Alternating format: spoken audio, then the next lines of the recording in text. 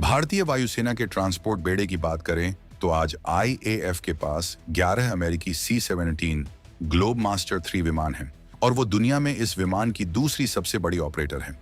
लेकिन दूसरी तरफ दशकों से सेवा दे रहे पुराने AN-32 और IL-76 विमान अब जर्जर होने की कगार पर खड़े हैं।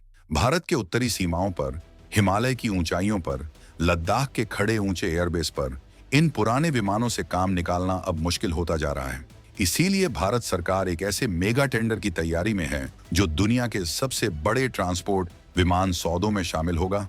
करीब 80 विमानों की खरीद, 6 से 8 अरब डॉलर की लागत। और इसी टेंडर के मैदान में रूस ने अपना सबसे उन्नत, सबसे शक्तिशाली हवाई दिग्गज उतार दिया है।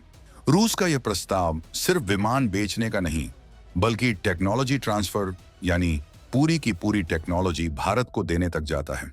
इस विमान का नाम, इसकी ताकत, इसकी असली क्षमता और यह भारत की सीमाओं पर क्या कमाल करेगा, यह सब जानने के लिए दिल थाम लीजिए। आखिर रूस ने ऐसा क्या सामने रखा जिससे पूरी दुनिया की नजरें भारत के फैसले पर टिक गई हैं? ये MTA प्रोग्राम क्या है और इसमें दांव पर क्या लगा है? टेक्नोलॉजी ट्रांसफर का भारत को असली फायदा क्या होगा? और इस दौड़ में रूस की अपने बाकी प्रतिद्वंद्वियों पर क्या बढ़त है? इन सारे जवाबों के साथ हम आपको बताएंगे इस धमाकेदार खबर की पूरी कहानी। तो बने रहिएगा वीडियो पर। वीडियो को लाइक और शेयर जरूर करें और इस संबंध में आपके जो भी विचार हों कमेंट में लिखकर जरूर बताइएगा। तो आखिर पूरा माजरा क्या है और रूस का यह ऑफर भारत के लिए इतना बड़ा क्यों है? चलिए इस पूरी बिसात को एक एक करके खोलते हैं। सबसे पहले समझिए उस MTA प्रोग्राम को जिसने इस सारे घमासान को जन्म दिया है। IAF यानी भारतीय वायुसेना के पास फिलहाल दो तरह के मुख्य ट्रांसपोर्ट विमान हैं। एक AN-32 जो मध्यम भार उठाने वाला सोवियत जमाने का विमान है और करीब 40 साल से सेवा दे रहा है, और दूसरा IL-76 जो भारी माल ढोने वाला विमान है। दोनों अब अपनी उम्र पूरी कर चुके हैं। IAF को इनकी जगह नए, आधुनिक और ज्यादा ताकतवर विमान चाहिए। इसीलिए रक्षा मंत्रालय ने एक बड़े MTA यानी मीडियम ट्रांसपोर्ट एयरक्राफ्ट प्रोग्राम की तैयारी शुरू की है। इसमें एक बार में करीब 80 विमान खरीदे जाएंगे। ये दुनिया के सबसे बड़े ट्रांसपोर्ट एयरक्राफ्ट टेंडर में से एक बनने जा रहा है। शुरुआत में इस टेंडर में 18 से 30 टन पेलोड वाले विमान मांगे गए थे, लेकिन अब IAF की सोच बदल रही है। वो चाहती है कि AN-32 और IL-76 दोनों की जगह एक ही मजबूत प्लेटफॉर्म ले लें ताकि ट्रेनिंग, मेंटेनेंस और स्पेयर पार्ट्स का झंझट खत्म हो जाए। यानी जो पेलोड की शर्त थी वो अब ऊपर जा सकती है। और ठीक इसी मोड़ पर रूस ने अपना पत्ता खेला है। अब आइए जानते हैं उस रूसी दिग्गज को जिसे रूस ने भारत के सामने रखा है। रूस ने IL-76M D90AE नाम का अपना सबसे उन्नत स्ट्रेटेजिक एयरलिफ्टर भारत को ऑफर किया है। यह उस पुराने IL-76 का नया और बहुत ज्यादा ताकतवर रूप है जो IAF पहले से उड़ाती रही है। इसमें PS-90A 76 नाम के 4 नए इंजन लगाए गए हैं, जिनमें हर इंजन 16,000 किलोग्राम बल से धक्का देता है। इन नए इंजनों की वजह से यह विमान पुराने मॉडल के मुकाबले ज्यादा ताकतवर और कम ईंधन खर्च करने वाला बन गया है। इस विमान की अधिकतम टेक ऑफ वेट है 210 टन यानी 2,10,000 किलोग्राम। यह एक बार में 60 टन तक का सामान ले जा सकता है। सोचिए, 60 टन मतलब एक छोटा टैंक या दर्जनों सैनिक और उनका पूरा हथियार सामान। 60 टन पेलोड के साथ यह विमान 4,000 किलोमीटर तक उड़ सकता है। अगर थोड़ा कम यानी 52 टन माल लेकर उड़े तो रेंज बढ़कर 5,000 किलोमीटर हो जाती है। दिल्ली से लेकर दक्षिण पूर्व एशिया तक एक ही उड़ान में, और बिना माल के उड़े तो 9,700 किलोमीटर तक पहुंच सकता है। इसकी क्रूज स्पीड 750 से 800 किलोमीटर प्रति घंटा है और यह 12,200 मीटर की ऊंचाई तक उड़ सकता है। लेकिन इससे भी बड़ी बात यह है कि इसमें आधुनिक डिजिटल ग्लास कॉकपिट लगाया गया है। पुराने जमाने के एनालॉग मीटरों की जगह अब डिजिटल स्क्रीनें हैं जो पायलटों को हर जानकारी एकदम सटीक और तेज देती हैं। FADEC यानी full authority digital engine control system भी लगा है, जो इंजन को कंप्यूटर की मदद से ऑटोमेटिक तरीके से नियंत्रित करता है।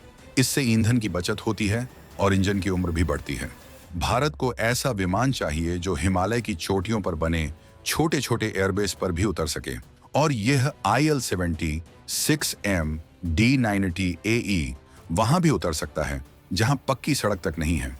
इसका मजबूत लैंडिंग गियर कच्चे, अधूरे और ऊंचाई वाले रनवे पर भी काम करता है। अब आते हैं सबसे बड़े और सबसे धमाकेदार पहलू पर, टेक्नोलॉजी ट्रांसफर।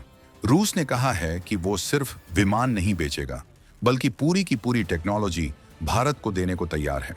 टेक्नोलॉजी ट्रांसफर का मतलब होता है कि विमान बनाने की पूरी विधि, उसके डिजाइन के राज, उसके पुर्जे बनाने की तकनीक, यह सब भारत को मिल जाएगी। इसके बाद भारत खुद इस विमान को बना सकेगा। इसे ऐसे समझिए, जब रूस ने भारत को Su-30 MKI फाइटर जेट दिया था, तब भी TOT यानी टेक्नोलॉजी ट्रांसफर का करार था। उसी के आधार पर HAL यानी हिंदुस्तान एरोनॉटिक्स लिमिटेड ने Su-30 MKI को भारत में ही बनाना शुरू किया। आज IAF के पास जो 260 से ज्यादा Su-30 MKI हैं, उनमें से बड़ी संख्या HAL ने नासिक में बनाई है। ठीक यही फॉर्मूला अब IL-76 MD-90AE के लिए लागू हो सकता है। अगर यह TOT डील पक्की होती है तो HAL इस विमान की असेंबली, रख रखाव, अपग्रेड और भविष्य में लाइसेंस प्रोडक्शन भी कर सकेगी। इसका मतलब यह हुआ कि भारत का रोजगार बढ़ेगा, विदेशी मुद्रा बचेगी और सबसे बड़ी बात, भारत को किसी और देश पर निर्भर नहीं रहना पड़ेगा। यही है आत्मनिर्भर भारत की असली उड़ान। अब सवाल उठता है, MTA टेंडर में और कौन कौन मैदान में है? इस टेंडर में अभी तक मुख्य रूप से 3 देशों के विमानों की चर्चा है। अमेरिका का Lockheed Martin C-130J Super Hercules, Brazil का एम्ब्रेयर के C-390 मिलेनियम और यूरोप का एयरबस A400M एटलस। ये तीनों 18 से 30 टन की पेलोड रेंज में आते हैं और शुरुआती MTA शर्तों के मुताबिक थे।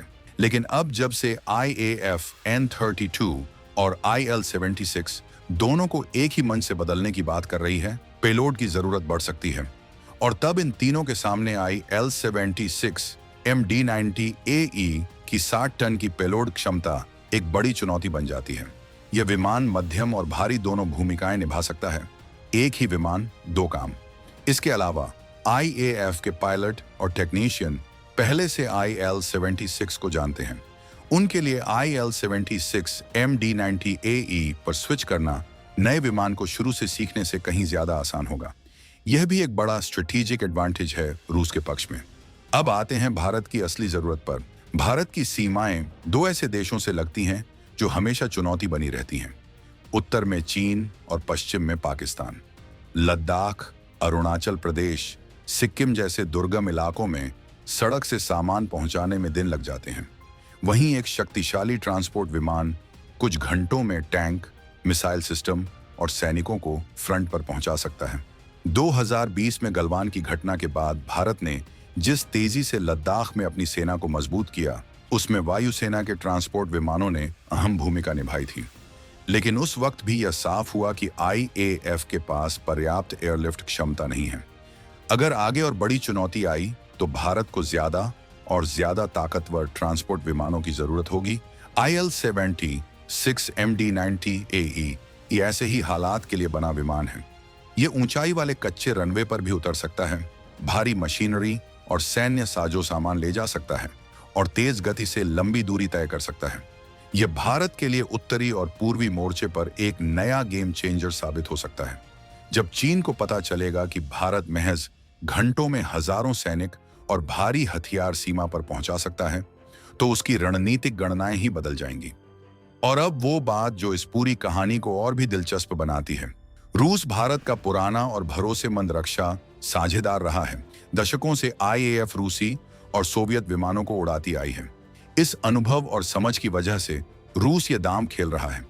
रूस को पता है कि भारत आत्मनिर्भर भारत अभियान के तहत सिर्फ सामान नहीं खरीदना चाहता, वो टेक्नोलॉजी अपने हाथ में लेना चाहता है।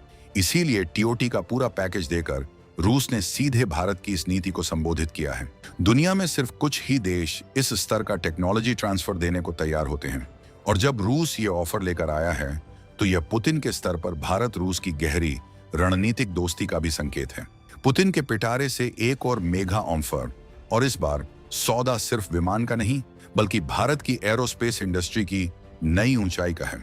तो अब सवाल यह है, क्या भारत इस ऑफर को स्वीकार करेगा? AMTA प्रोग्राम अभी RFP यानी रिक्वेस्ट फॉर प्रपोजल के मुहाने पर खड़ा है। अगर IAF अपनी पेलोड जरूरत को बढ़ाती है तो IL-70 6MD-90 AE का पलड़ा भारी हो जाएगा। अगर शर्तें 18 से 30 टन पर रहीं तो मुकाबला C-130J और KC-390 जैसे विमानों से होगा। लेकिन रूस का यह दाम बहुत ही सटीक समय पर आया है, जब IAF खुद तय नहीं कर पा रही कि उसे मध्यम चाहिए या भारी विमान। यह भारत के लिए एक ऐतिहासिक फैसले का मोड़ है। जो भी विमान चुना जाएगा वो अगले 30 से 40 साल तक IAF की रीढ़ बनेगा। यह फैसला सिर्फ आसमान में नहीं बल्कि हमारी सीमाओं की सुरक्षा, हमारे सैनिकों की तैनाती की गति और भारत की ग्लोबल रिच पर सीधा असर डालेगा। क्या आप चाहते हैं कि भारत रूस के IL-76 MD-90 AE को चुने या फिर किसी पश्चिमी विमान को? आपकी राय क्या है? नीचे कमेंट में जरूर लिखिए।